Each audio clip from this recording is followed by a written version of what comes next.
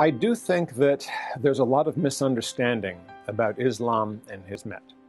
And unfortunately, some of the news we get out of Turkey today, where you hear the Turkish government attacking Hizmet and Gulen, also projects this view that Hizmet is somehow wrapped up in conflict, which is not at all what it's about. So I think it's very hard for someone who is not familiar with the history of Hizmet and the work of Gulen to understand what is happening. There's just a wall of noise that really shouts conflict all the time. This is wrong, this is dangerous. And I think it's going to be necessary for Hizmet to do an even better job of explaining itself, reaching out, introducing people to the work of Gulen. And when you read Gulen's work, it's all about peace, understanding, knowledge, progress. There's very little in it about conflict except how to get past conflict and get over it. Over and over again, it is, we are not a political movement. We are a social movement seeking to build up humanity. Within some other groups, I do get around to Christian congregations making presentations on Islam. And the usual questions that I will get are, why do they hate us? Why do they want to kill us? And I can say, who?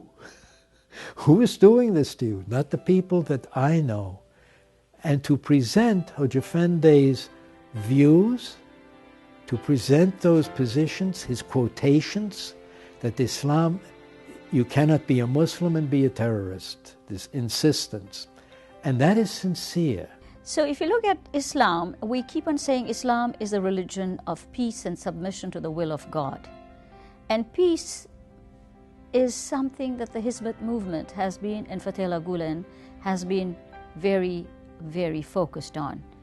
Peace through love, through harmony. And Islam teaches love. It doesn't teach hatred. In fact, Islam says to kill one life is to kill humanity. And that type of progressive thinking, that type of approach, it's the true approach to Islam.